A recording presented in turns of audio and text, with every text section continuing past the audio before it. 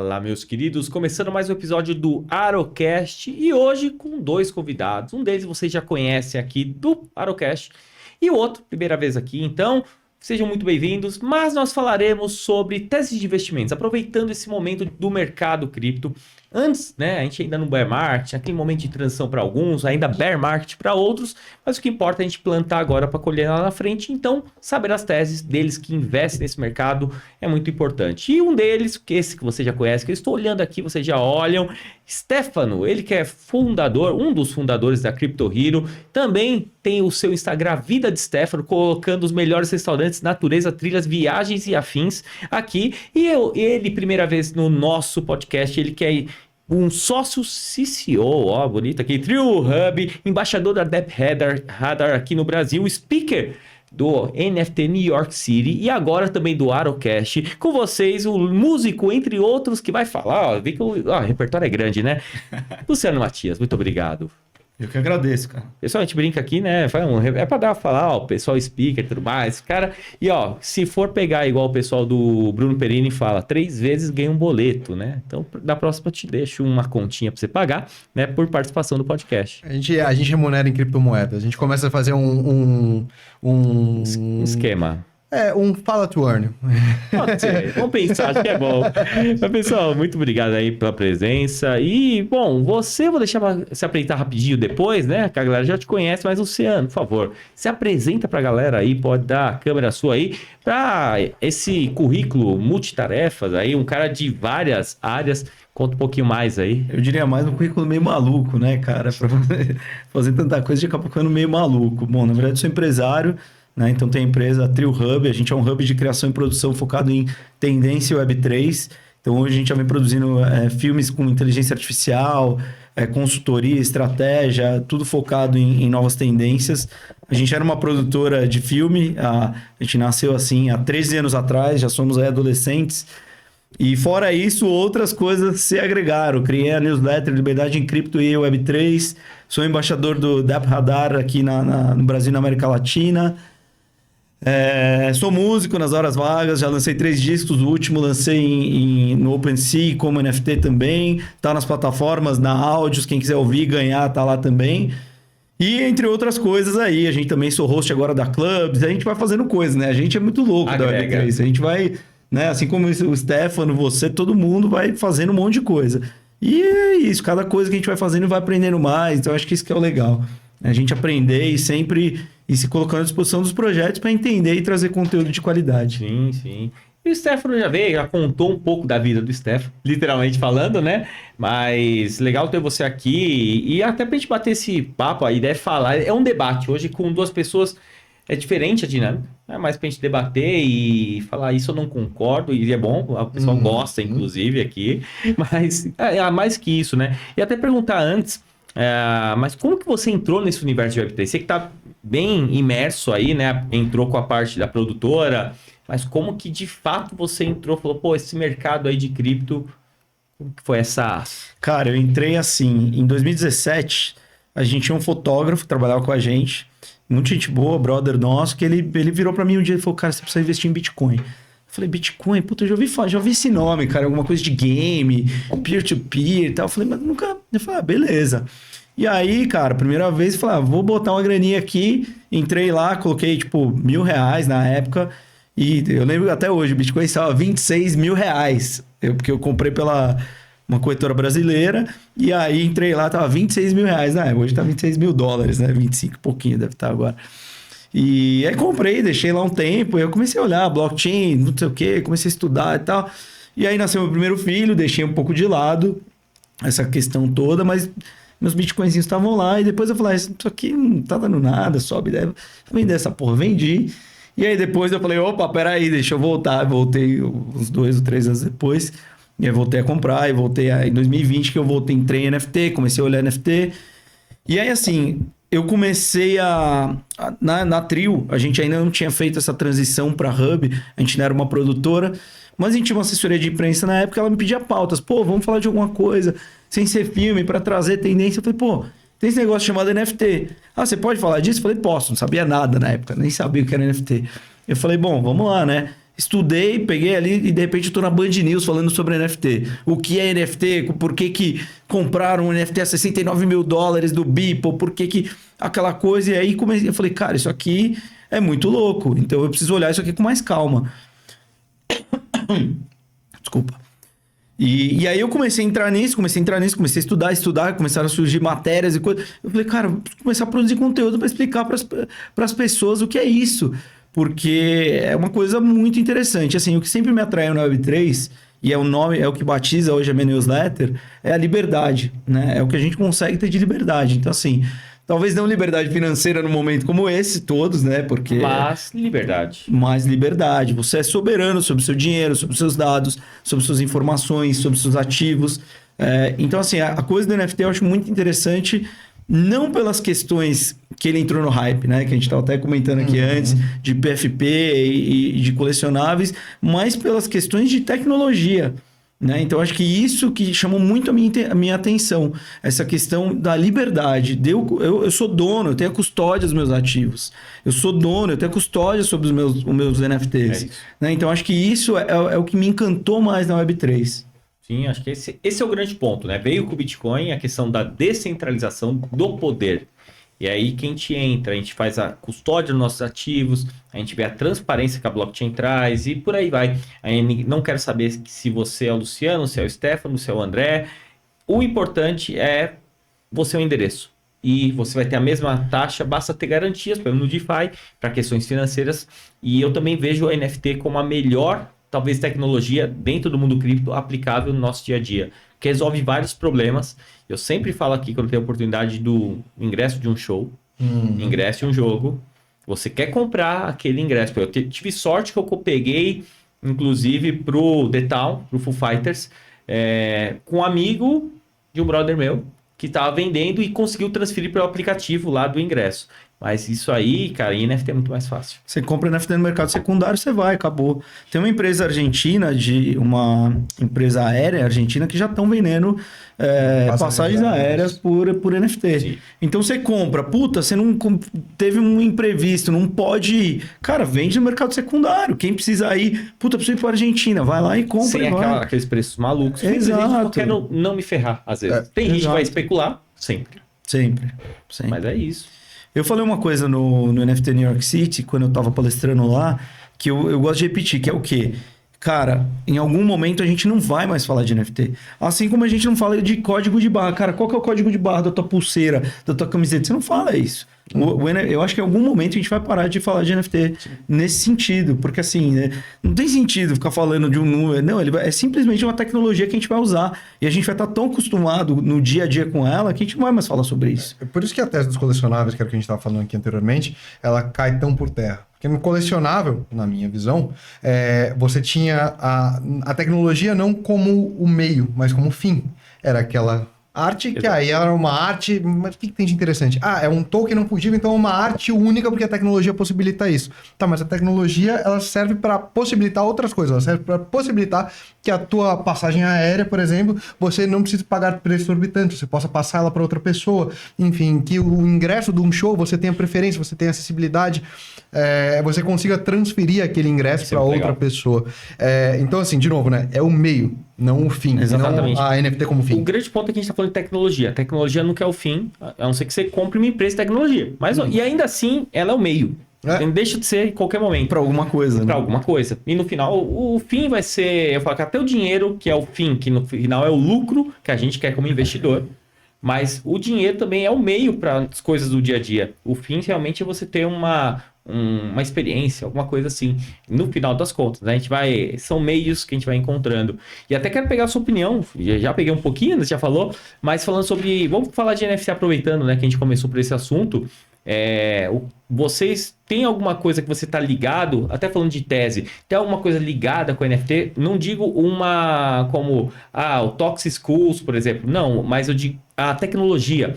por exemplo, uma plataforma de NFT que você está olhando ou não? Não é um nicho que você olha? Cara, mais do que plataformas, eu vejo muito a questão dos casos de uso, né? O Luciano citou aqui, por exemplo, o caso de uso dessa companhia aérea argentina que está tokenizando, né, as passagens aéreas, e isso na rede Algorand. E a Algorand, inclusive, ela tem algumas questões de, por exemplo, tá tokenizando obras literárias em parceria com o governo da Itália, né? E transformando isso numa NFT que, enfim, gera royalties, entre outras coisas. Você tem casos de uso muito interessantes. Então, não estou muito de olho nas plataformas. Na verdade, eu acho que até o hype do último bull market, ele me deixou um pouquinho até alheio, né, a ficar de olho nas plataformas. Inclusive, acho que o único olhar que eu tive nas plataformas nesses últimos dias foi a treta da Yuga Labs com a OpenSea. É uma bela treta. Que é uma bela treta. Isso pode matar muitos protocolos. Muitos protocolos, muitas coleções, e inclusive prejudicar muitas soluções de primeira e segunda camada. Com Né? certeza, porque imagina que você tem um projeto e aí você... Bom, dentro desse projeto você fala, bom, vai ter um percentual de negociação, vou pegar esse valor e vai ser parte da minha receita. Do dia para noite o cara falou, não vai ter mais receita. Imagina, você depende daquilo como empresa, talvez para gerar. Se a gente for pegar só a Yuga Labs, foram 6 ou 9 bilhões de dólares negociados, não me lembro, mas que seja 6, pessoal. Uma boa grana. Que seja 1. O cara ganhou um percentual em cima de bilhões de dólares aí. E então eles conseguiram realmente ter uma receita da empresa. Agora, se corta isso do dia para noite, muitos projetos vão por água abaixo. Eu acho que isso é muito também por conta da questão do, né? Eu não sei, mas eu tenho uma tese, vamos falar assim. Hoje é o dia das teses. O dia das teses. Que isso veio muito por conta do Blur, né? Porque o Blur veio comendo com farinha, gente. Assim, é absurdo a força que os caras vieram. E aí o OpenSea, obviamente, incomodou. E aí eles começaram a mudar um monte de coisa, lançar o Pro, não sei, fazer todos aqueles movimentos. E esse é mais um movimento que eu acho que eles estão fazendo por conta dessa guerra aí que vem. Mas que, assim... Eu também não vejo muito sentido, assim, porque, porra, os caras já eram o maior de todos. Aí veio alguém que começou a incomodar. Ok, mas você não precisa tomar medidas tão extremas assim, né? Você tem que pensar nos outros stakeholders, né? Exato. Cara, se a gente pensa, né... A proposta do Web3, né, o que a gente estava falando aqui agora, é a questão da descentralização, da liberdade. Quando você toma uma atitude centralizada, sem levar em consideração os outros players daquele ecossistema, Sim. Cara, você está indo contra a própria proposta do teu negócio. Essa é a minha visão. Cara, eu tenho uma história, não contei aqui ainda no podcast, que foi uma NFT que eu comprei. E era do Toxic Schools. Eu até deixar aqui, até no meu celular, eu gosto da caveirinha. Ela até atualizou, ficou bacana, eu gosto do desenho. Então, assim, comprei porque ela tinha algumas características mais raras e tal. E eu falei, cara, vou levar isso aqui. Eu comprei no momento que o Ether tava $1.000. Eu achei que era o fundo do mercado do Ether, pode ser que seja, né? Mas a coleção desvalorizou e tudo bem. Falei, uma hora se isso aqui voltar, legal, se não tem pelo menos algo que eu gosto. Só que eu comprei, acho que não foi no OpenSea, qual que era, acho que esqueci, uma outra plataforma. Nifty, não. Não foi naquela, putz, fugiu o nome, bom, todas caíram de preço. Já vou lembrar que eu vi o token hoje. Mas voltando, comprei nessa outra plataforma descentralizada, marketplace descentralizado. E legal, comprei e vi, tava barato. Quando eu fui ver no OpenSea, eu não tinha reparado, e tinha essa tag. Ela tava bloqueada no OpenSea porque alguém hackeou da carteira original. Daí eu falei, cara, putz, não vi, isso aí me lasca, porque o principal comércio é no OpenSea. Beleza, mandei mensagem pro pessoal do OpenSea e falei, eu comprei essa NFT, não sei por que está bloqueado, e... Cara, eu comprei e gostaria de vender aqui para especular. Não, foi vítima de um roubo, tal, e nada, não posso, isso aqui é política. Eu falei, mas eu não tenho nada a ver com isso. Eu sou o cara que comprou, você está me penalizando, alguém que comprou essa NFT e está prejudicando a coleção, que ela não pode ser negociada na principal plataforma. E o hacker, você bloqueou a carteira dele, alguma coisa? Não, você não fez nada. Aí você me prejudicou, mas ele não posso. Beleza, passou o tempo. O cara, como era uma carteira que tem meu nome, André, é uma carteira que eu tenho pública, né? andrearo.eth, que eu tenho algumas coisinhas lá. O cara entrou em contato comigo no Instagram, coincidência, é um brasileiro que mora em Nova York, que foi hackeado. E se eu poderia devolver, eu falei, cara, tranquilo, eu me pagando em Ether, exatamente o que eu paguei, eu te devolvo. Não, te dou outras NFTs. Eu falei, não, cara, não, ou você me paga, não. No final das contas, ele achou muito caro. não fechamos o negócio, ficou comigo. E depois de um tempo, eu vejo que eu comecei a receber oferta. Esse desbloqueado, porque você falou, a Blur veio com tudo. E aí, o OpenSea não... E assim, pra você ter uma ideia, eu falei com o cara, eu tinha todo o processo, eu não tenho nada a ver com isso. Eu estava sendo prejudicado por uma decisão centralizada. Aí quando veio a Blur, outros mercados, falou, o quê? Vamos desbloquear tudo. Tipo, aí desbloquearam esse NFT. Hoje em dia eu recebo proposta todo dia, bem abaixo do que eu... quero, não vou vender, a não ser que eles me paguem o dobro. Acho que nem se pagar igual. E seguimos. Mas você vê como que é a decisão centralizada numa plataforma e do dia pra noite eles mudaram com não. Pô, mandei e-mail pros caras, os caras foram totalmente estúpidos, né? Não, mas comigo... Desculpa, cara. Vou só puxar um gancho que é muito interessante até pra gente... De uma questão bem polêmica, né? E quando, né, acho que todos nós entramos aqui no mundo de Web3 e cripto, né, existe uma visão muito utópica, né, de descentralização total. Mas a gente tem que entender uma coisa, né? É que no meio da descentralização existem também processos centralizadores, né? Então, uma das minhas teses, inclusive, é que a gente não vai ver tudo descentralizado como inicialmente planejado, prometido e estruturado. A pergunta seria, descentralização é uma utopia? A descentralização total das coisas. Não, Então, mas assim, aí eu respondo com outra pergunta. O que é a descentralização total? Como que a gente vai descentralizar tudo? É muito difícil. É muito difícil. Então, assim, eu acho que é uma coisa meio complicada. Mas eu concordo contigo, eu tive uma coisa semelhante. Eu comprei também, nessa onda do PFP, eu também entrei nessa. E comprei, acho que era um Alpha Kong. Puta, era do caralho. Pode falar a palavra? Pode. era tipo a mesma pergunta que eu vi a primeira vez. Pode. Se o YouTube bloquear, a gente manda desbloquear. Fala, do caralho. Então, eu comprei um Alpha Kong, era do caralho a coleção, puta arte linda. E eu falei, puta, isso aqui é legal, comprei. E aí, tava verificado no OpenSea. Comprei, verificado, chequei antes, não sei o que, comprei. Cara, quando eu vi, caí no food, me fudi.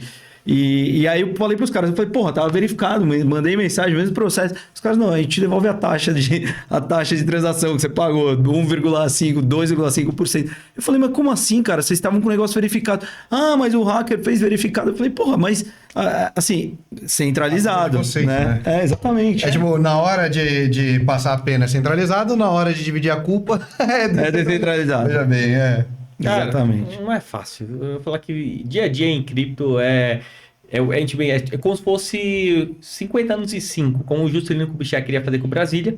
É um ano em cripto, parece que você viveu uma década. É muito, porque é tanta coisa acontecendo. A gente vê depois a gente pode entrar, se quiser falar rápido do Friendtech, eu acho que nem vale, porque até ir pro ar o episódio em uma semana... Já vai acabar o hype.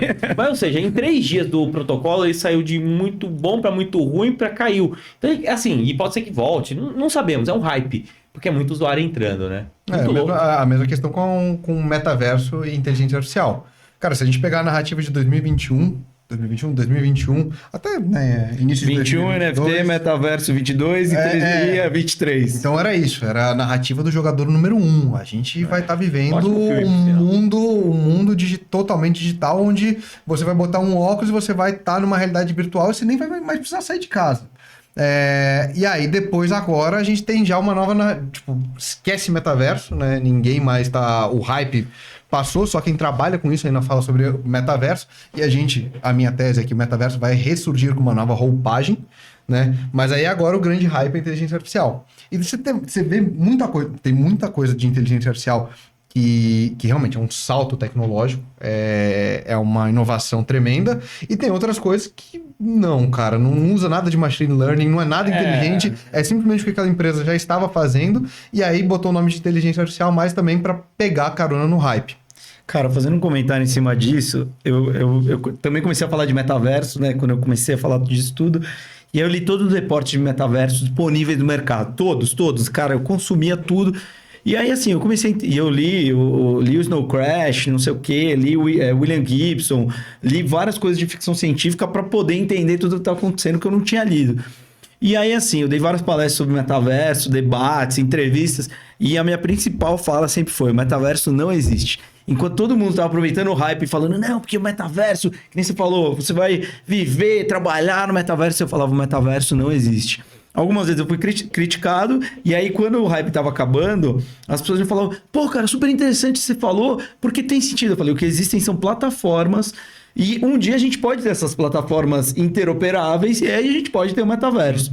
E outra coisa que eu sempre falei, que o metaverso sempre ia ser baseado em realidade misturada.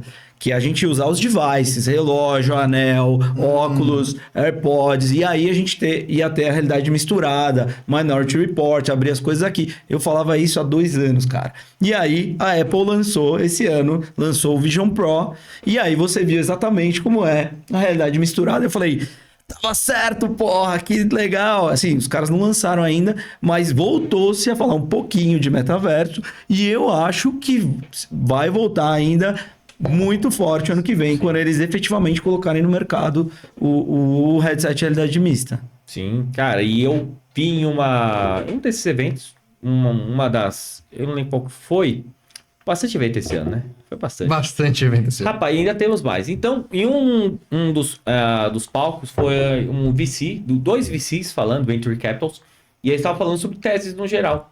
E eles falaram sobre metaverso. Falaram, enquanto ninguém fala, realmente, e os caras estão trabalhando, nós estamos de olho em metaverso. Porque assim, o metaverso falou, é muito mais. O metaverso, com a tecnologia anterior, já existia em jogos. Existia aquele metaverso já. Sim. Só que a gente vai começar a mistura de uma realidade Mais imersiva. aumentada, imersiva. Talvez isso sim por causa da evolução tecnológica. E esse óculos da Apple foi um negócio que, meu amigo, é o lançamento. Depois a gente vem para a melhoria. Primeiro lança, vai ter essa parte. E um ponto que eu acho que serve para qualquer narrativa, e acho que perfeitamente para metaverso, é você estudar o ciclo de inovação das tecnologias. Você vai ter primeiro early adopters, que são os inovadores, na verdade. Inovadores, um percentual pequeno. E aí entra muito Venture Capital, que vai investir um tudo é mato. Entra a gente, early adopters, os primeiros aí. Vem o abismo e nisso pode ter hype. Mistura narrativa com hype, mais do que valia. Então, vários projetos valendo muito mais, sendo que nem entregavam. O Cardano. Desculpa. Só metaverso. Nada contra. E aí, nada contra, nada a favor também. E aí, eles valem muito mais do que estão ali. Vem um negócio chamado abismo, que é o período que pode morrer muitos projetos e pode realmente plantar para que venha a grande massa adotando, que aí vem um meta falando isso é o metaverso. E a grande massa vai usar, se é ou não é, não me importa. Vai ter, vai ganhar dinheiro, todo mundo vai fazer, e depois ciclo de vida de queda. E a Apple faz muito isso, né? A gente veio aqui pra falar de cripto, já estamos falando de Apple, mas faz parte. Faz parte da tese.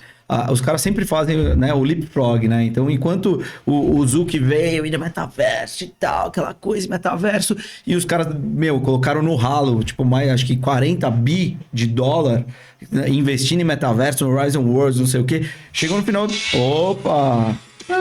Sorry. The power of love. Isso aqui é o alarme de ir pra escola dos meus filhos. Tá na hora, vambora. Beleza. Já querem de skate, enfim. E, enfim, essa coisa do...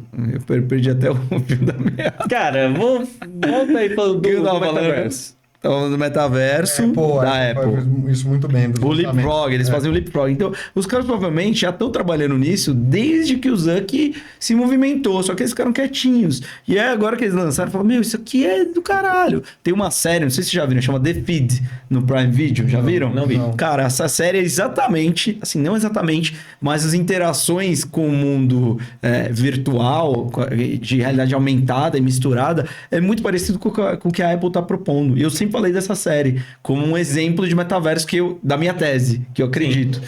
E, cara, exatamente... A Apple vai disruptar os próprios devices deles. Assim como eles fizeram com o iPod.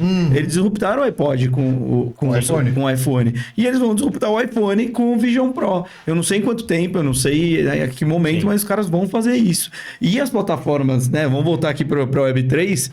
As plataformas que sofreram, pega do Decentraland, do Sandbox, o próprio Axie Infinity, né, que foi considerado aí um metaverso, os caras se fuderam muito com essa quebra do hype, mas muito. Sim. Né? A gente vê pelos tokens, né, o quanto caiu, e eu acho que... E GameFi, assim, especialmente o Sand, Mana do Decentraland, você falou um outro, AXS do Axie Infinity. Cara, é o que realmente, não é que teve alguns outros tokens, algumas outras teses, a gente até viu uma recuperada.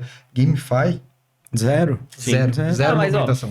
se o Bitcoin está sofrendo, e nesse momento, né, pessoal, a gente está no momento de baixa. A gente viu aí nas últimas semanas o Bitcoin saindo, batendo ainda nos 30 mil dólares, voltando, e eu não sei quanto vai estar no dia que vocês estão vendo, mas sei lá, por volta de 25, 24, não sei, vai bater. Não Ou 29 de novo, 29, né? Pessoal, não sei, esse é o mercado cripto, né? Então, se o Bitcoin e o Ethereum estão sofrendo, imagina um projeto que está com baixa receita, que não teve o seu modelo validado ainda, porque foi um modelo de play to earn que tem, até com o Bitnumi mesmo, a gente bateu um papo bem bacana sobre o que ele enxerga, já que ele está na tese aí, no dia a dia também.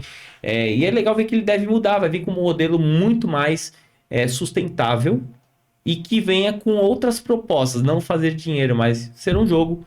Depois a gente vê uma economia também, que o pessoal pensa, pô, você cria um token, tem que ter um negócio chamado tokenomics, meu irmão. Você tá falando de uma economia. E você vai dar pro cara que é programador fazer uma economia. Nem o economista consegue fazer direito. Imagina o programador. Porque a galera nem olha tokenomics. A galera olha narrativo, o hype, metaverso, token, não sei o quê. Mano, AXS, vamos comprar. E aí acontece Mas isso. cara, bem por aí. Não tem tese, né? Não tem mesmo. E deixar um recado pra galera. Obrigado a todos pela presença aí. Já deixa aquele like pra fortalecer, chegar em mais gente. Se quiser mandar pra algum amigo aí, quiser saber e assistir gravado, não tem problema não. E está assistindo gravado, pode deixar o like também. Não muda nada e me ajuda muito aqui pra gente. Se inscreve no canal. E agora vamos falar de fato das teses. Vamos entrar um pouco mais, a gente falou aí dessa parte. Acho que as teses são vários setores. Se a gente for parar de um a um, mas por isso que eu quero perguntar de uma maneira mais geral. Até pra você primeiro, Stefano. Quais são os setores que você está olhando mais pensando no próximo bull market? No próximo bull market, eu acredito muito em narrativas, né? Narrativas para as altas. E a narrativa que eu estou mais esperançoso é a questão das Layer 2, das soluções de segunda camada, e também na questão do... Eu acho que o Bitcoin e o Ethereum, eles também vão dar um banho em muitas outras soluções por aí, que é algo que tá todo mundo pensando, putz, eu quero fazer 100 vezes, então vou pegar um projetinho com um market cap menor, é uma solução que ninguém tá falando ainda. Eu acho que o Bitcoin e o Ethereum têm ainda muito gás para pegar, especialmente nesse momento de fragilidade econômica e também de morte das Ethereum Killers, né? De muitas das Ethereum Killers. Então, assim, a minha tese hoje, ela é fundamentada em Bitcoin, Ethereum e Matic, tá? São os 3 tokens que eu mais acredito. Aí, além disso, eu tenho as minhas apostas, porque querendo ou não, cripto é um mercado muito volátil. E tem muitas das criptomoedas, muitos projetos que eu considero que já se provaram em diversos aspectos que estão muito sobrevendidos. Então, por razões gráficas, eu gosto também de estar olhando para alguns tokens que eu acho que já tiveram uma boa caminhada, mas que agora estão ali no fundo do poço.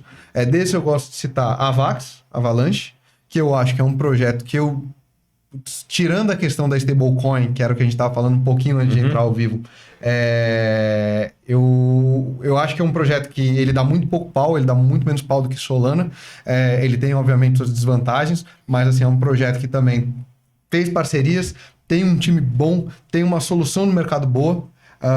Chainlink, eu acho um outro projeto bem interessante. E aí agora a gente também, né, o divisor de águas, que eu gosto muito da BNB da Binance.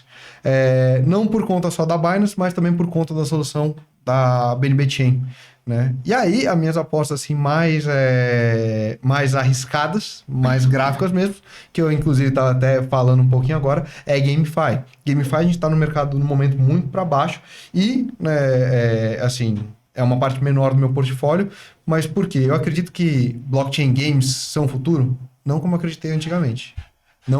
Mas é um setor que você não pode deixar de olhar pelo que ele movimenta. Eu acho que ter uma exposição faz sentido. É um setor que, do jeito que está hoje, os projetos sólidos, né? Os projetos mais consolidados, vamos dizer assim, os projetos que tiveram mais usuários, que atraíram mais gente, que, enfim, movimentaram mais dinheiro, eles estão a preços muito baratos, muito mais barato que se comparado a outros momentos do mercado.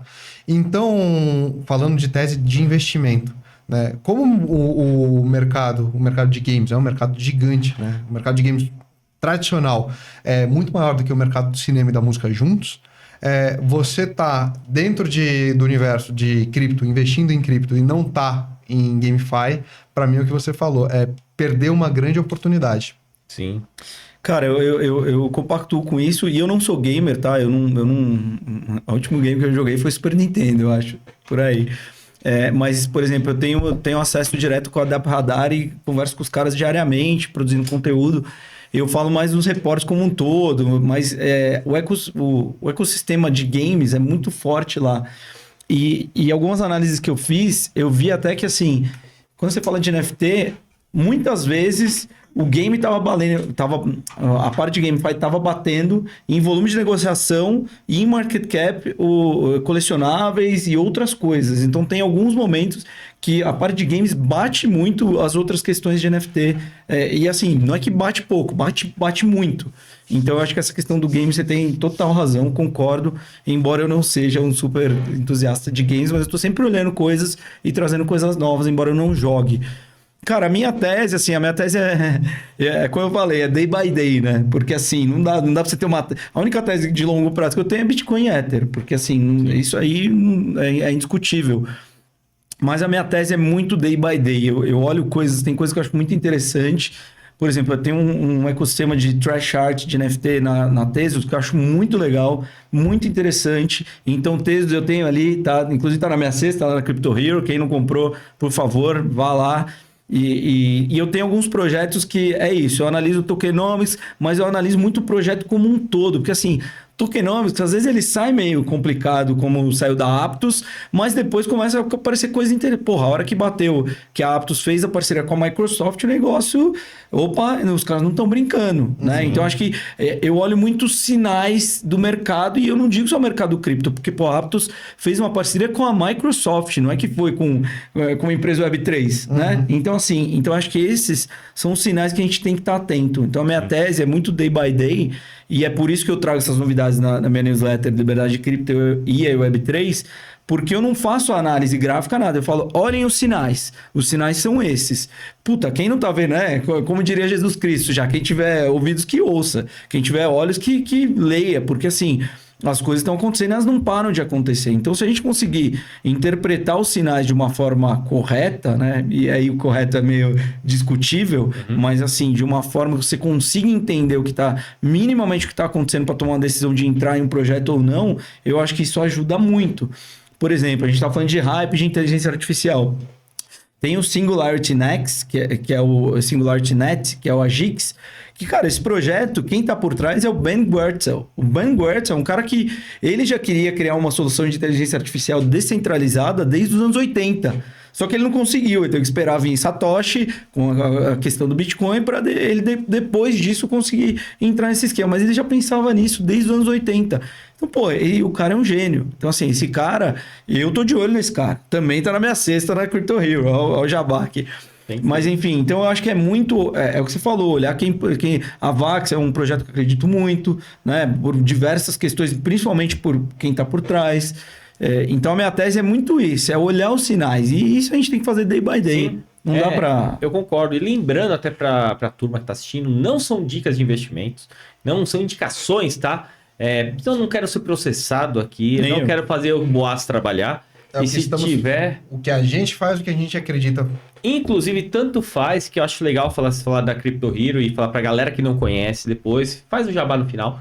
Mas é legal que a Crypto Hero, para quem tá chegando no mercado cripto, você pode comprar a cesta do Luciano. E lá ele vai ter... Você faz um Pix, vai comprar aquela cesta, vamos falar R$100, e vai distribuir na proporção que está dividido e vai comprar, inclusive, no episódio que eu gravei com o Stefano, tem todos os detalhes aí, algumas perguntas que eu fiz, para você entender um pouco melhor da estrutura, mas é o quê? É uma interface muito amigável para a pessoa chegar lá, um Pix, e aí ela compra a cesta do Stefano, a minha cesta, eu não tenho lá, mas a cesta do Luciano e tudo mais, simplesmente porque você confia na análise dele, gosta e faz sentido, então você vai e compra lá de uma maneira muito simples e UX, experiência do usuário muito boa. Acho que esse é o ponto. E aí até em cima disso, porque aí minha pergunta vai para você falando da Crypto Hero, que você tem algumas cestas, certo? Você tem a cesta pé no chão, a estrutura da boiada, e se eu tiver esquecido de alguma, você pode falar aí. E qual seria, porque você falou exatamente do ponto, day by day, momento. Tem momento, e eu vejo como fluxo de dinheiro no mercado, que vai entrar mais no Bitcoin e no Ethereum, depois se espalha para os outros ativos de acordo com o histórico. Se vai repetir? Acho que sim, mas talvez não sabemos. Como que você vê na Crypto Hero, para a cesta do momento, você faz de acordo com esse day by day também? Como que é a sua seleção de cesta? A minha ideia como cestas, né? A cesta que eu estou usando agora, aliás, até dando um passo para trás. O que é uma cesta, pessoal? Uma cesta é um conjunto de ativos que eu escolho, que uma pessoa como o Luciano escolhe. Ele bota lá os ativos, a proporção desses ativos que compõem essa cesta, e os clientes da Crypto Hero podem comprar esses mesmos ativos naquela mesma proporção com a praticidade de 3 cliques e um Pix, né? Então, a minha cestas, primeiro, a pé no chão, foi como eu comecei a investir no mercado cripto. Então, eu comecei com 5 ativos, né? Então, foi a minha cesta mais conservadora, né? E é a cesta, inclusive, que eu uso para a estratégia que eu uso para estar investindo em momentos que eu estou mais conservador.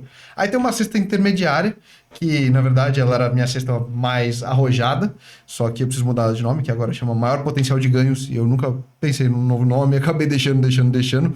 Mas aí a minha cesta mais arrojada mesmo é a estoura da boiada, que é o que eu tô seguindo agora. Que inclusive eu tenho ativos que eu não acredito na narrativa para o próximo bull market, mas eu acredito que eles estejam num preço bom, graficamente falando, e que eles podem me dar um grande potencial de retorno, né? Então tô muito... Estou usando essa cesta muito como a minha evolução, né? E esse é o meu momento atual do mercado cripto, é o estouro da boiada. Mas quem quiser começar e tá comprando os ativos da mesma forma que eu estava comprando quando eu comecei, pode ir lá na minha cesta pé no chão e ter uma estratégia mais conservadora para estar utilizando. Sabe o que eu acho muito legal da Crypto Hero e dessa questão das cestas? É porque, no fundo, o que a Crypto Hero vende são as teses. Né? O que tá lá, o que tá na minha cesta é composto pela minha tese. Assim, a minha tese é day by day, acumulando também a liberdade em cripto. É a minha desde o começo, que eu vou mexendo, tem a de liberdade em IA, que tem esses tokens, inclusive o AGIX. Mas eu acho que esse que é o legal, é as teses. Puta, eu concordo com a visão do Luciano. Puta, que legal, a tese dele. E, de novo, não é sugestão de investimento, mas é uma sugestão de uma tese. Né? Então, acho que quem concorda com essa tese de mais fundamentalista, mais de entender o ecossistema como um todo e não simplesmente ver o hype e ir lá e comprar, eu acho que isso é o que é muito legal. Porque, no fundo, cara, assim, cada pessoa tem uma tese diferente, e se você for falar com o Vitalik, ele vai ter uma tese que, pô, eu gostaria de entender um pouco mais até, né? A gente lê o blog dele e tudo, mas eu acho que isso que é legal, são as teses. Então, assim, e as teses refletem o que a gente faz a cada dia, a cada produção de conteúdo, a cada stories, a cada vídeo no YouTube, a cada newsletter, tudo isso traz um pouco da sua tese. Então, quem acompanha os conteúdos que a gente produz vai entender um pouco melhor essa tese. Cara, então, acho que isso que é muito legal. É isso, e assim, o que acontece? O mercado cripto, ele é um mercado de nicho, né? Quando a gente pensa no mercado macro de finanças. E também, né, no mercado macro de tecnologia, só que ele é um mercado extremamente nichado também. Então, dentro de cripto, você tem blockchain games, você tem soluções de primeira camada, soluções de segunda camada, você tem DeFi, você tem agora inteligência artificial. Então, são muitas áreas. O que a gente tentou fazer como empresa é justamente pegar, quem que é? Pô, o Luciano manja bastante de inteligência artificial, né? O Aro, não porque você não tá lá, mas, por exemplo, o Bruninho, né? Bruninho. Que é teu parceiro, inclusive, foi indicação sua. Sim. O Bruninho manja de DeFi. Então, o Bruninho também tem uma cesta dele lá. Exatamente. Então, assim, são diferentes olhares, diferentes especialistas para diferentes visões do mercado. Então, são diferentes teses, né? Isso é muito legal, cara. Eu acho que... E é legal porque você tem a opção... Digamos que você siga o BitNoob, mesmo que é uma pessoa voltar para o mercado games. Então, se você quiser... Eu não sei, por exemplo, estou por fora do mercado games. Eu vou ver a cesta dele. Pô, faz sentido. O cara, ele vive do dia a dia de mercado de games. Então, talvez esse cara vai conseguir focar nos melhores projetos dentro daquele setor. O Bruno, que está mais antenado aí junto com a gente no DeFi, o Brunão, então, talvez seja um cara que vai me dar os principais projetos. Talvez eu não saiba analisar. E o grande ponto é para o primeiro nível de consciência, para a galera que está começando no mercado cripto dar o seu primeiro passo. Então, essa experiência do usuário é muito importante, porque a gente sabe como é. Nós já passamos por isso. E você faz o trabalho sujo por trás ali para fazer a conta dele na corretora, subconta e tudo mais, porque realmente vocês compram o ativo, uma subconta lá, existe, e depois se a pessoa quiser sacar, ele vai vender e tudo certo. Exatamente. Eu passei, né, foi esse final de semana, agora foi aniversário da minha mãe. Aí, enfim, falei, mãe, vou te dar um dinheirinho aí, você vai fazer seu primeiro investimento cripto. Minha mãe agora tá com... Eu não posso falar a idade dela, senão... Mas algumas primaveras. São idade, são primaveras. Algumas primaveras. Mas, cara, ela conseguiu usar a plataforma sozinha, né? Então, ela tá... É isso aqui que você tá comprando? É isso que eu tô comprando. E aí ela conseguiu andar com as próprias pernas dela. Aí isso, pra mim, tanto como filho, como startupeiro, cara, foi ufa, cara, consegui. Tipo, era essa a missão que eu queria ver, sabe? Muito legal. Bem legal mesmo, cara. Muito legal. E pra gente falar aí, a gente tem ainda um tempinho. No final eu vou deixar um negócio meio louco que eu inventei agora, mas tudo bem. Nada demais. Vamos deixar pro final pra ver se realmente vale a pena. Mas antes de mais nada, a gente tá batendo papo antes. E eu quero trazer alguns pontos aí. A gente tava até falando vai ter liberação de token. Tem um negócio chamado, que eu falei inclusive muito com o BitNube e com o Vinícius aqui, que é o Vesting, que muita gente desconhece. Até devo fazer um vídeo em breve aí no meu canal aqui do YouTube, falando sobre Vesting, porque pouca gente olha isso. Então, quando a gente começa a olhar alguns projetos, né? É tokenomics e Vesting, né? Eu acho que tá tudo ligado.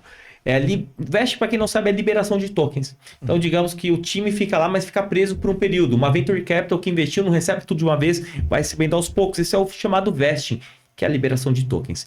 Para olhar, para investir num projeto, vocês olham isso? É uma coisa que chama atenção? Como que vocês fazem essa análise? Voltar, como você já falou, é um geral, um conjunto. Mas isso pode ser impeditivo para alguns casos? Cara, eu não sei se eu olho tanto isso, assim, eu acho que, obviamente, eu acho que eu olho mais supply, né? Mas basta não ser um vesting muito ruim. Teoricamente, assim, basta passar adiante, mais ou menos, ideia. Isso, eu acho que isso resume bem, né? Enfim, não é uma coisa que eu vou tão a fundo não, cara. Eu olho, mas eu prefiro entender isso, supply e como vai ser liberado, enfim, qual que é a estratégia disso, mas não vou muito mais do que isso não, porque no final das contas, assim...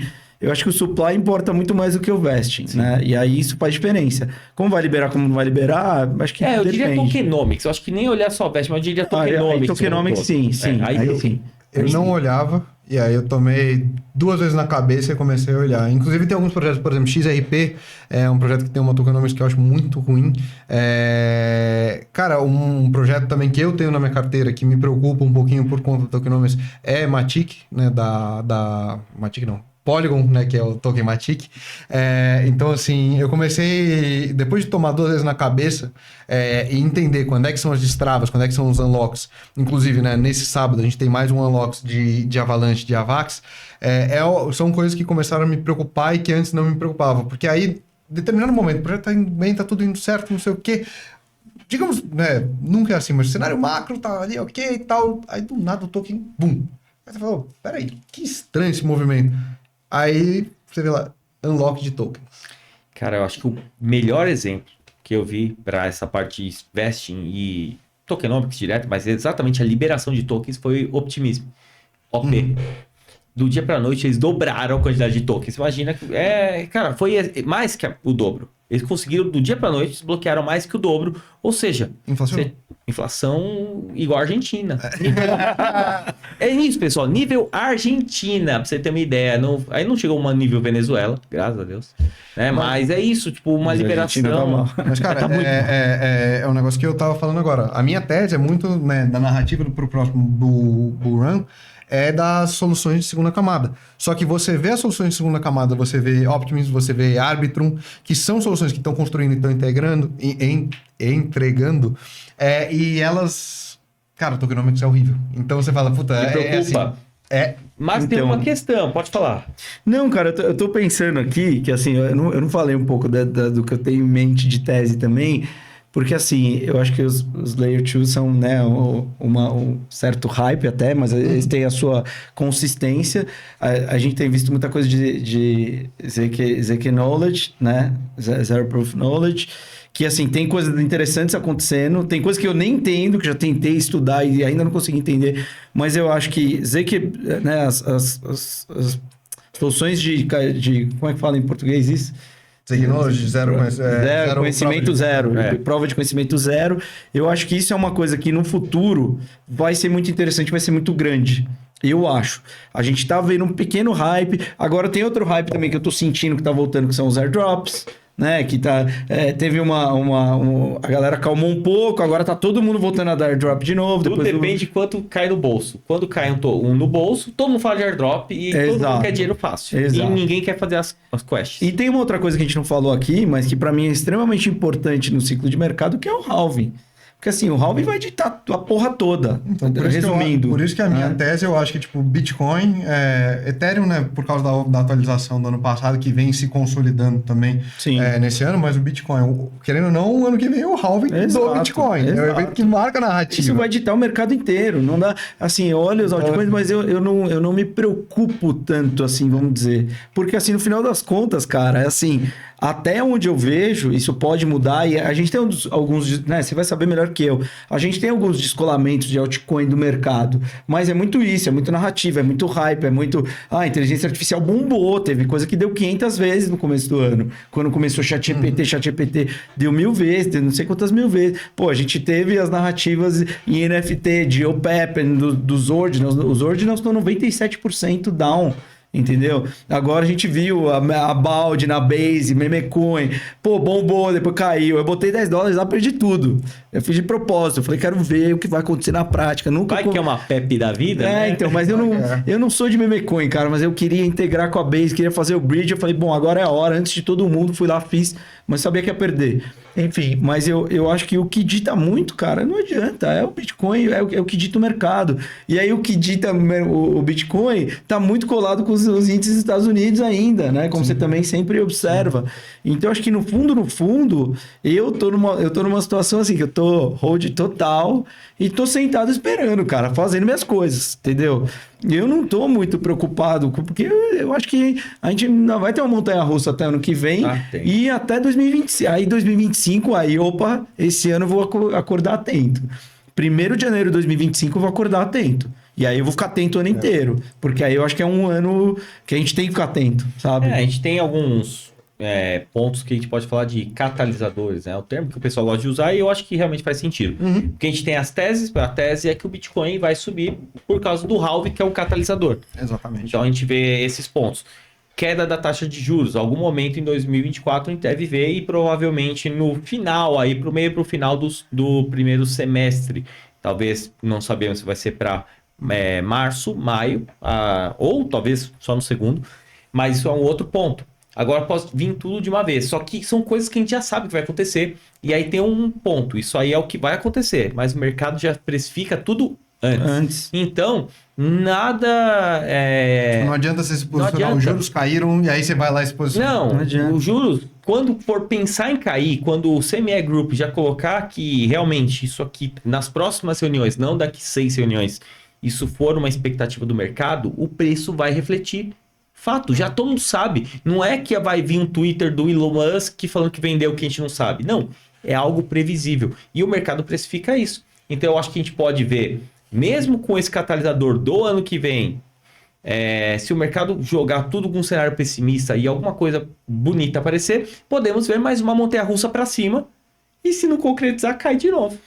E assim, e tem até outra questão, por exemplo, mesmo pós-halving, que é quando eu acredito que o ciclo vai continuar como ele vem vindo, pode acontecer alguma merda astronômica, outra Covid, alguma coisa dos Estados Unidos, jogarem uma bomba na Casa Branca, e aí a tese do halving também pode ir por água abaixo. Pode acontecer. Pode. Não é provável, mas pode acontecer. Então, eu acho que é muito isso, assim, eu vejo o mercado um pouco assim.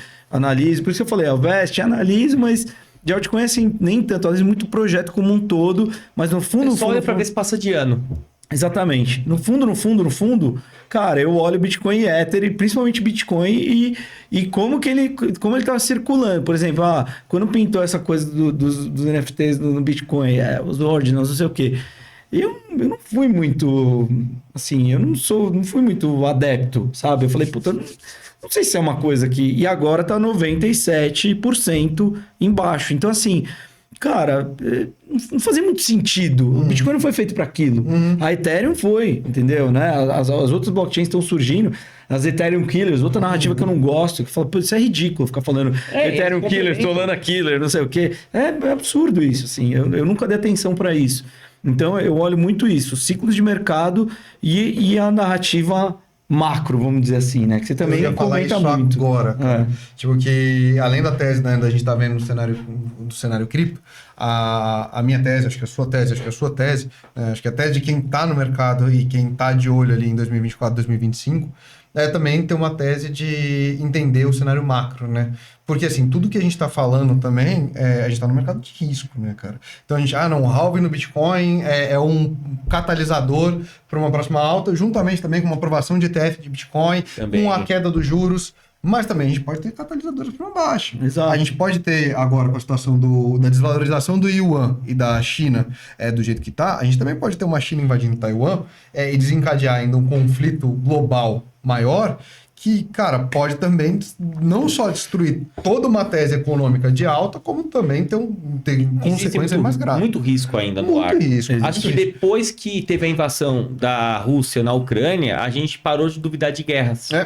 Porque, assim, as guerras que já existiam eram as mesmas, tal, mas mudou tudo. Eu acho que mudou a forma como a gente estava vendo o cenário político, né? Porque até aquele momento, não, a Guerra Fria já acabou, né? A Guerra Fria acabou nos anos, ali na queda do Muro de Berlim.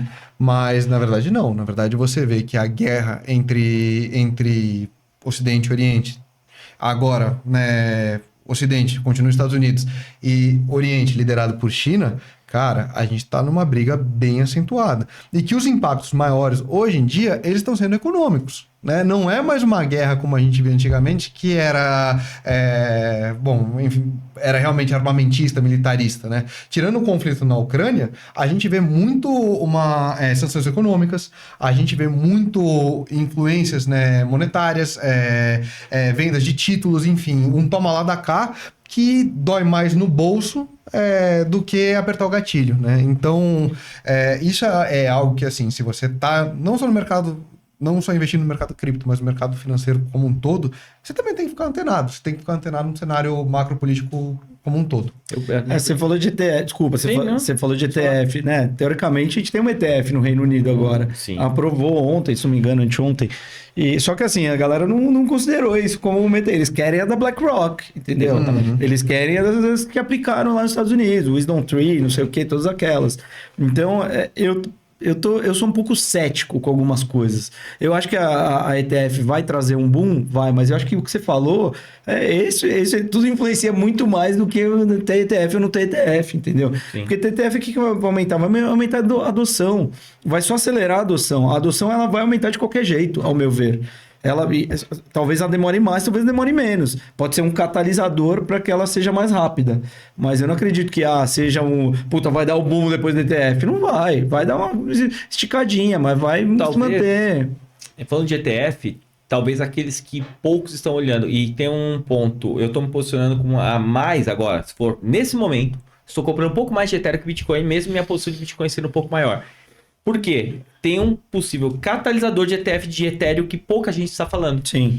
E aí, talvez isso pode realmente ter um efeito maior. Porque a da BlackRock, meio que o pessoal já precificou naquela vez. Então, assim, tem que tomar esse cuidado com o que tá no preço, o que não tá, a gente não sabe. Se soubesse, estava muito rico.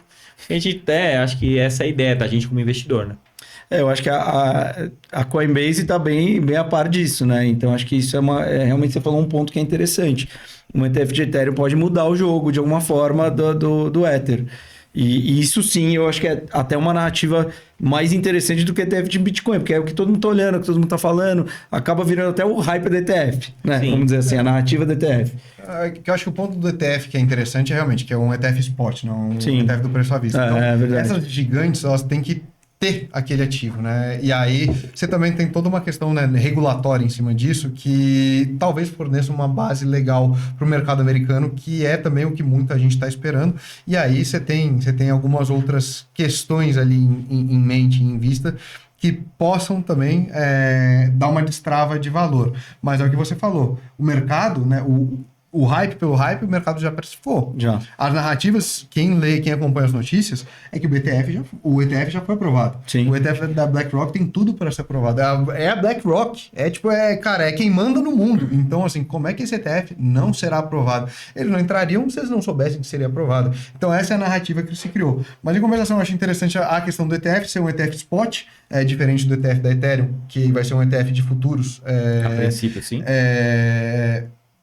que faz essas gestoras terem que ter e terem que fazer uma zeladoria ali do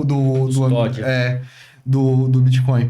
Então, isso eu acho interessante. E, em compensação, eu também vejo como o Aro vê. Se a gente tiver uma aprovação de ETFs futuros de Ethereum, o que acontece? Empurrãozinho. Não Também. só isso.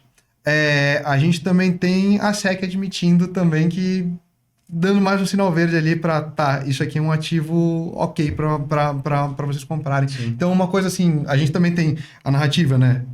Apesar das gestoras não terem que ter aquele ETF, aquele Ethereum, aquele ativo ali, eles terem que ter aquilo ali em papel, né? Você tem a narrativa de que o Ethereum, sim, é bem visto pela SEC, é bem visto pelos É reguladores. aceito, né? E isso também tem quando a gente Com pensa em certeza. narrativa, você tem também um grande fator ali para ter um trampolim de salto. Então, acho que também essa tese do Aro é bem interessante. Concordo, total. E tem uma outra coisa também que a gente não falou, mas que eu considero importante, que entra na narrativa como um todo, e que tá todo mundo muito feliz, mas que tem um lado, não vou dizer alarmante, mas tem um lado de ponto de atenção, que são as CBDCs. Uhum. Porque assim, esse negócio tá entrando e vai entrar com tudo. Vai. E dependendo de como o governo do país levar isso pode ser complicado e pode afetar o mercado cripto, sim. Uhum. Porque assim, as pessoas não olham muito para isso. Tem uns maximalistas de Bitcoin que são extremamente contra as CBDCs. O cara é contra a vida, quase. O cara não acredita nem em contra a vida. Ethereum, pô. O Ethereum já se shitcoin. provou, tá ligado? Já se provou, né? Então, assim, aí maximalista como em qualquer área, tá? Bitcoin, Ethereum, memecoin, política e futebol. Não adianta. Concordo. Não, mas eu não. Mas é legal. Vai dar um abraço pro maximalista. É. Inclusive pro Nax, que é o maximalista que eu mais gosto, que ele fala de Ethereum, fala de Bitcoin e fala, eu quero ganhar dinheiro, mas acredito muito mais no Bitcoin. Vai, pode falar. Enfim, não, mas eu não sou maximalista, tá, gente? Deixa bem claro. Inclusive, aqui. ele falou da carteira dele, da Tesla, tudo mais, e aí por aí vai. Exato, enfim, mas eu acho que tem uma questão que é importante, por exemplo, agora com o Drex entrando com tudo aí, dependendo de como o governo olhe isso estando na mão do Banco Central, eu acho que talvez o refúgio em cripto seja muito mais interessante em alguns momentos. Principalmente em Bitcoin, né? Não que eu seja maximalista, em Ether também. Mas Faz sentido. Mas porque assim, imagina que chegou num momento que não tem mais dinheiro físico. Eu já não pego... As minhas tias me dão dinheiro físico de presente de aniversário, eu não sei o que fazer com aquilo, cara. Eu não sei onde enfiar. Eu falo, os romanos antigos usavam isso aqui, eu não sei o que eu faço com isso. Mas enfim, voltando a CBDCs. Isso, imagina você pagou para um seu vizinho cuidar do teu gato que você foi viajar. Você vai dar R$100 para ele. E o cara não tem cripto. Você não pode mandar para MetaMask dele lá um pouquinho de Ether e tal. Cara, a gente pode ser taxado nisso. Entendeu? Economia informal vai pro buraco. E isso vai afetar a macroeconomia do país e vai afetar... Quer dizer, tudo que acontece no Brasil não afeta muito o mercado cripto, né? Mas vai afetar a economia. Sim. Então, assim, cripto... E aí tem dois lados da moeda. Cripto pode acontecer uma coisa mais positiva e uma coisa mais negativa. A gente não sabe. Mas eu olho muito para as CBDCs, acompanho muito, porque eu acho que é uma coisa que tem que ser olhada, tem que ser cuidada ali... E ela tem que aprender a conviver com o mercado cripto na sua essência. Né? Cara, é bem interessante isso, porque também, né, uma outra tese de futuro, né? Qual vai ser os futuros dos CBDCs? Para quem não sabe, CBDCs, Central Bank Digital Currency, são as moedas digitais emitidas por entidades centralizadoras, como bancos centrais. E o que acontece, pessoal? Tem os dois extremos. Assim, o Drex, que é o real digital, ele... Opa, acabei de ouvir a guia da produção. Mas como eu dizia, o Drex, que é o real digital, ele vem para ser a evolução do Pix. Ou seja, a gente ter mais agilidade, mais segurança e, inclusive, mais democracia, né, na economia, na política monetária brasileira. Porque você tem milhões de desbancarizados que agora vão ser beneficiados com a possibilidade, né, da movimentação do Drex.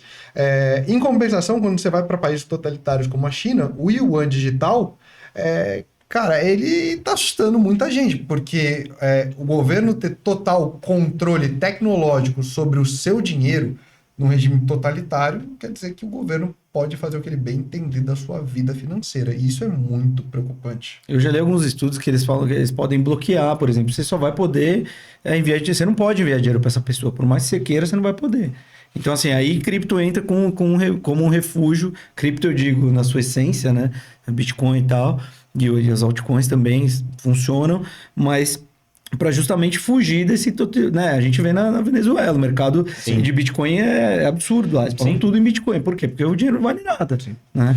Então, acho que isso de novo, isso, olhar isso, esse futuro, eu acho interessante desse ponto de vista para a gente entender o que pode acontecer com o mercado cripto e com o mercado com o TradFi também, porque vai ser tudo junto. Mas tem uma coisa que eu falei, inclusive, com alguns amigos meus, que tem muita gente que acaba esquecendo, né? Que é o seguinte, o Pix, né, o dinheiro digital, cara, o governo já tem o controle do que ele pode e o que ele não pode. Ele pode congelar a tua conta. Ele pode te congelar, né? Só que, tecnologicamente, isso não é tão avançado quanto o Drex, né? Ele é uma medida judicial que ele ainda não está tão tecnologicamente, né, facilitado, né? Com o avanço dos CBDCs é que a gente vai ver como é que vai ser a evolução do dinheiro. Se vai ser um dinheiro mais voltado para controlar o cidadão ou se vai ser um dinheiro mais voltado para facilitar e promover mais democracia na nossa economia. Eu espero que seja isso. E no final das contas, voltamos para o ponto que você falou inicial, que é a liberdade. E centralização. Pessoal, é tudo isso. E aí, quando a gente fala de mercado cripto, é todo esse jogo aí de liberdade, você ser dono do seu dinheiro, ser seu próprio banco, pode ser clichê, mas, pessoal, é isso. O resto é a história, tá? É tecnologia, blockchain, transparência, tudo mais, e você ter um dinheiro que ninguém vai meter a mão. Essa é a ideia, né? A gente já tá aqui na etapa final. Eu só quero fazer uma última pergunta, brincar com outras coisas, mas antes das considerações finais aí, vou fazer o que você já fez comigo agora, minha vez. Momento Mãe de Ná? Claro. Bitcoin, Ethereum, momento Mãe de Ná. Para quem não sabe, uma previsão do tempo baseada em porcaria nenhuma. E, por favor, Stefano, começando por você. Bitcoin, em final do ano, falar 31/12, qual a região? Cara, o meu chute continua igual. 33 mil dólares. Vai ser alguma coisa ali. Temos uma margem de erro. Um desvio padrão. Muito bom. E Ethereum? Ethereum eu acredito que vai estar entre 2.3 e 2.5. Mas, de novo, é aquele chute baseado em nada. Eu sou mais favorável à visão de 2.5. Muito bom. Nossa, mas esse cara é muito específico, cara. Não, é um padrão de 0,01, meu. Você tá louco. Ponto percentual pra cima, pra baixo. Não, cara, no final do ano passado eu gravei um vídeo no meu canal do YouTube e eu falei que a previsão... Eu não gosto de fazer previsão, mas eu faço mesmo assim. E que a previsão do Bitcoin seria entre 35 e 45 mil dólares no final do ano. Então, assim, eu tô mais ou menos ali com isso. Eu tô acreditando mais em 35. Eu acho que é possível a gente chegar em 35 no final do ano, mais ou menos nisso. E eu acho que uma previsão baseada, né, no day by day. Sim. Ether eu também, acho que vai ficar ali. Se chega, eu nem chutaria 2.5, chutaria 2.2, depende do que acontece. Ainda mais com essa despeja aí do Vitalik recente. A gente tem pouco tempo até o final do ano. Até os 35 eu já tô duvidando, para falar a verdade. Sim. Mas enfim, eu acho que a gente pode chegar por aí. Também fiz um vídeo no final do ano, última live, falei Bitcoin na casa dos 30 mil dólares. Acho que deve ficar por ali. Acredito, tá? Que seja isso. E Ethereum na faixa dos 2.000, 2.100 também é região de resistência. E aí o começo do ano, se for igual ao último, tudo calmo. E aí, meu amigo, se for um janeiro igual desse ano, que se prepare aí, apertem os cintos e vão para cima. E deixe suas considerações finais, Stefano, por favor. A câmera que fala é sua, o microfone já é seu. Só deixe as considerações, suas redes e tudo mais. Maravilha, pessoal. Pessoal, quem quiser saber não só mais sobre a minha tese para o próximo Bull Market, também a tese de outros grandes especialistas do mercado, como o Luciano Matias, como o Bruno Veloso, como o BitNoob, que já tiveram aqui no Arocast, já sabe, vai lá em app.cryptohero.com.br e também aproveita para seguir a gente nas redes sociais no @CryptoHeroBR. Muito bom. Eu vou deixar as considerações finais e eu vou fazer um jabá, pode ser? Por favor. Na verdade, eu acho que a consideração final, eu não me lembro se era na Cintaleb que disse isso, alguém, mas as pessoas só começam a comprar e a entrar nos mercados quando elas vêm nas capas das revistas, né? Então eu queria dizer para as pessoas que o momento de você olhar para o mercado é agora, né? Eu não sou a favor daquela máxima que a melhor hora para comprar Bitcoin é agora e não depois. Muita gente falava isso quando eu estava no topo histórico e eu fui contra. Por quê? Porque a gente sabe que o mercado tem ciclos e esses ciclos inevitavelmente vêm. Então acho que é importante as pessoas verem que existe uma oportunidade no momento agora, né? E não depois. E aí a minha consideração, essa é a minha consideração com relação ao mercado. E deixo aqui também, tem uma newsletter, Liberdade em Cripto, IA e Web3, de inteligência artificial. Luciano Matias com th.substack.com. De segunda a sexta trago notícias sobre o mercado cripto, inteligência artificial, Web3, NFTs, coleções. Tem uma parte exclusiva da DAP Radar e tem a versão paga também, se você quiser entrar ainda mais fundo no buraco da Alice. E também Instagram, YouTube, produzimos conteúdo aqui com todos. Foi um prazer estar aqui. Obrigado. Agradeço o convite de vocês dois. E bora nessa. Sim, vou deixar, tá, pessoal, para facilitar, né? Muita coisa para anotar. Vamos fazer o seguinte: eles vão me passar, como é gravado, fica mais fácil. A gente vai deixar na descrição desse vídeo. E muito obrigado por vocês aí pela presença. Obrigado vocês aí que estão assistindo até agora. Deixa aquele like, se inscreva no canal. Isso ajuda a crescer. A gente está começando aí com esse trabalho. Mais, 6 meses de Aerocast. 6 meses de Aerocast aqui, ó, e estamos firme e forte. Não, tem que bater ano, eu não tô nem aí, vamos seguir firme e forte na luta. E pessoal, toda semana, análise semanal, lá, fala de DeFi, fala do que for do mercado, sextou cripto, 9 horas da manhã. E Aerocast toda semana, quarta-feira, 12:30 para você, ao vivo, gravado, não importa, que pode trazer informação de qualidade. Espero que tenham curtido, já se inscrevam aqui, Instagram, Andreado também. E obrigado pessoal, tamo junto e até mais.